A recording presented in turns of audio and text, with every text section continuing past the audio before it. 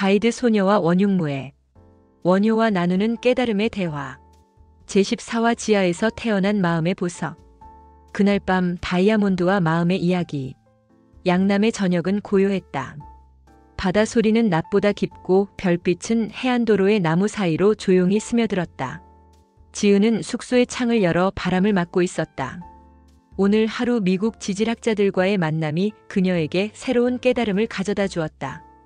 과학과 철학이 만나는 지점에서 자신도 예상하지 못했던 통찰들이 샘솟았다. 그녀의 방 안에는 낮의 여운이 공기 중에 조용히 내려앉아 있었다. 주상절리의 기하학적 아름다움, 2000만 년의 시간이 만든 예술작품, 그리고 그것을 바라보는 현대 과학자들의 경외감. 모든 것이 하나의 거대한 교향곡처럼 그녀의 마음속에서 울리고 있었다. 그때 조심스러운 노크 소리가 들렸다. 박 선생님, 계십니까? 문 앞에는 낮에 함께했던 지질학자 중 한 명이 서 있었다. 머리가 희끗한 중년의 남성으로 지은은 그가 하버드 대학에서 온 로버트 스미스 교수라는 것을 기억했다. 그는 손에 작고 낡은 수첩을 쥐고 있었고 눈빛에는 뭔가 깊은 고민이 담겨 있었다. 실례가 되지 않는다면 조금 이야기 나눌 수 있을까요? 오늘 당신의 해설이 계속 마음에 남아서요. 지은은 문을 열고 그를 들였다. 작은 다과와 따뜻한 차를 준비하며 조용히 자리를 마련했다. 그의 표정을 보니 단순한 학술적 호기심이 아닌 더 개인적인 무언가가 있음을 느낄 수 있었다. 편하게 앉으세요. 어떤 이야기든 들을 준비가 되어 있어요. 지은이 따뜻하게 말했다. 그는 고개를 숙이며 말했다. 오늘 해설, 정말 잊지 못할 경험이었습니다. 제가 30년 넘게 지질학을 연구해왔지만 오늘처럼 돌과 사람이 연결되어 있다고 느낀 적은 없었어요. 단순히 바위를 보는 게 아니라 그 속에서 인간의 마음과 우주의 법칙을 본 것 같았습니다. 지은은 차를 따르며 미소 지었다. 감사합니다. 하지만 저는 그냥 바위 앞에 서서 느낀 것을 말씀드린 것뿐이에요. 진짜 깊이 있는 통찰은 보는 사람마다 각자의 마음속에서 일어나는 것 같아요. 그는 잠시 망설이다가 손에 쥔 수첩을 열었다. 그 안에는 정교한 그림 하나가 그려져 있었다. 지하 깊은 곳의 단면도와 함께 복잡한 수식들이 빼곡히 적혀 있었다. 이건 제가 젊은 시절부터 오래 연구해 온 다이아몬드 형성 과정입니다.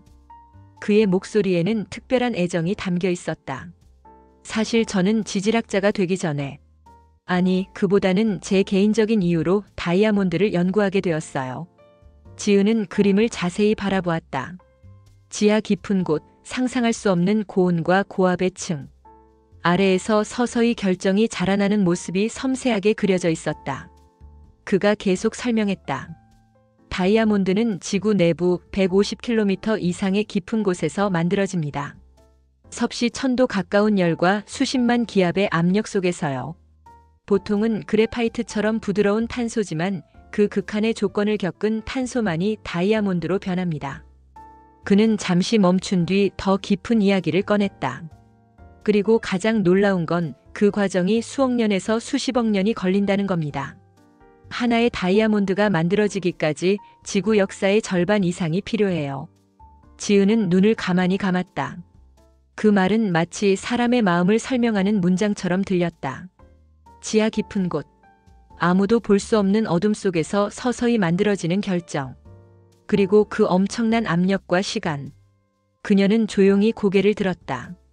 원효 스승님께서도 그런 말씀을 하셨어요. 사람의 진리는 어둠 속에서 만들어진다고. 그리고 진짜 아름다운 것은 오랜 시간의 인내를 통해서만 탄생한다고요. 로버트 교수는 깊이 공감하는 표정으로 고개를 끄덕였다. 보석은 햇빛 아래서 반짝이지만 그것이 만들어진 곳은 언제나 빛 없는 땅속입니다. 그리고 그 어둠의 시간이 길수록 더 아름다운 빛을 내죠. 그는 잠시 멈춘 뒤 개인적인 이야기를 꺼냈다. 사실 저에게는 특별한 이유가 있어요. 제 딸이 어릴 때부터 깊은 우울증을 앓았거든요. 아무리 밝은 환경을 만들어줘도 그 아이는 계속 자신만의 어둠 속에 있었어요. 지은의 마음이 조용히 움직였다. 그의 목소리에서 깊은 아픔을 느낄 수 있었다. 그때 저는 이 연구를 시작했어요. 왜 어떤 탄소는 수치되고 어떤 탄소는 다이아몬드가 되는지 알고 싶었어요. 제 딸의 고통에도 어떤 의미가 있을까 하는 마음으로요. 지은은 찻잔을 들어 조용히 한 모금 마셨다. 그리고 부드럽게 말했다. 사람의 마음도 그런 것 같아요. 겉으로 보일 때는 때로 어둡고 무겁지만 그 깊은 곳에서 진짜 아름다운 것이 만들어지고 있을지도 모르죠. 슬픔이나 상처, 말하지 못했던 고요한 밤들. 그 모든 것이 사실은 내면의 보석을 키우는 시간이었을 수도 있어요. 그녀는 이어 말했다. 원효 스승님께서도 그렇게 말씀하셨어요. 슬픔은 죄가 아니라 진리를 잉태하는 자리다. 그리고 고통을 통과하지 않고는 진정한 자비를 알 수 없다고요. 로버트 교수의 눈빛이 조금 밝아졌다. 그렇다면 제 딸이 겪는 고통도 어떤 의미가 있을까요? 물론이에요. 원효 스승님은 이렇게도 말씀하셨어요. 어둠 속에서 오래 있었던 사람만이 진짜 빛의 소중함을 안다고. 그리고 아픈 마음을 지닌 사람이 다른 사람의 아픔을 더 깊이 이해할 수 있다고요. 지은은 창밖을 바라보며 계속했다. 그래서 사람은 고통의 순간을 피하지 말고 그 어둠 안에서 자기만의 결정이 자라나는 걸 조용히 기다려야 한다고 하셨어요.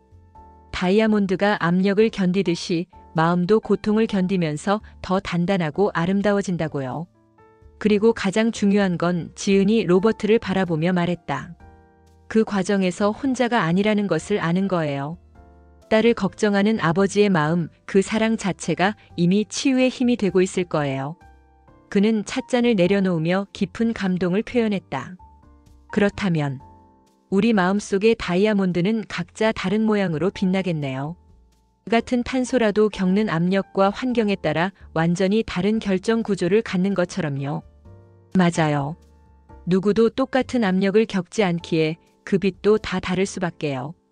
하지만 중요한 건 그 빛을 자신이 알아보는 것, 그리고 스스로를 믿어주는 거겠지요. 그리고 다른 사람의 빛도 존중하는 거고요. 바깥에서는 파도 소리가 들려왔다. 그 소리는 낮에 바위 위를 스치던 물소리와는 다른 밤의 마음을 쓰다듬는 부드러운 물결이었다. 마치 수억 년 전부터 계속되어 온 지구의 자장가 같았다. 로버트는 잠시 침묵하다가 말했다. 당신을 만난 것도 어떤 의미가 있을 것 같아요. 제가 30년간 과학으로만 보았던 것들을 완전히 다른 관점에서 보게 되었어요. 저도 마찬가지예요. 교수님의 연구를 통해 원효 스승님의 가르침을 더 깊이 이해하게 되었어요. 과학과 철학이 서로 다른 것이 아니라 같은 진리를 다른 언어로 표현하는 것일 수도 있겠다는 생각이 들어요. 그는 수첩을 정리하며 일어섰다. 오늘 이 대화를 제 연구 노트의 마지막 페이지에 남기고 싶습니다. 그리고 딸에게도 전해주고 싶어요. 그 아이의 고통도 언젠가는 아름다운 빛이 될 수 있다는 희망을요. 지은은 미소 지으며 대답했다. 따님께 이 말씀을 전해주세요. 지금 당신이 견디고 있는 압력은 당신을 부서뜨리는 것이 아니라 당신 안에 다이아몬드를 만들고 있는 것이라고요. 그리고 그 과정이 끝나면 세상에서 가장 아름다운 빛을 낼 거라고요. 그는 깊이 감동하며 고개를 숙였다. 고맙습니다. 정말로요. 제가 과학자로서 평생 찾던 답을 오늘 밤 찾은 것 같아요. 돌의 결정도 사람의 마음도 깨달음은 아주 조용히 말없이 자라나는 거니까요. 그리고 그 과정에는 반드시 사랑이 함께해요. 아버지의 사랑, 스승의 자비, 친구의 우정.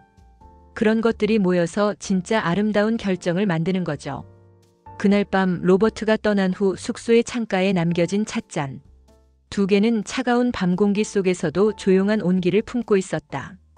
지은은 그 찻잔들을 바라보며 생각했다. 오늘 밤의 대화도 하나의 작은 기적이었구나. 과학자의 아픔과 철학자의 지혜가 만나 서로를 치유하는 순간이었구나. 그리고 다음 날 아침 로버트는 자신의 연구 수첩 마지막 장에 이렇게 적었다. 나는 바위를 연구하러 한국에 왔다. 그러나 박지은이라는 특별한 가이드의 말 속에서 나 자신의 마음의 결정을 발견하고 돌아간다.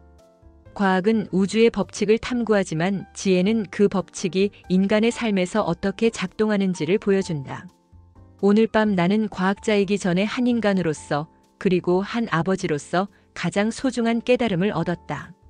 내 딸의 고통에는 의미가 있고 그 의미는 언젠가 아름다운 빛으로 드러날 것이다. 그리고 그 아래에 작은 글씨로 덧붙였다. 다이아몬드 압력 시간 사랑. 이것이 내가 30년간 찾던 공식이었다. 몇 달 후 로버트는 지은에게 편지를 보냈다. 딸이 조금씩 회복되고 있다는 소식과 함께 자신의 연구에도 새로운 관점이 생겼다는 내용이었다. 그리고 마지막에 이렇게 적혀 있었다. 당신이 들려준 원효의 지혜 덕분에 나는 과학자로서 뿐만 아니라 인간으로서도 성장할 수 있었습니다. 진리는 정말로 하나이고 그것을 표현하는 방법만 다를 뿐이라는 것을 깨달았습니다. 언젠가 기회가 되면 딸과 함께 다시 한국을 방문하고 싶습니다. 그때는 그 아이의 눈으로 주상절리를 보고 싶어요.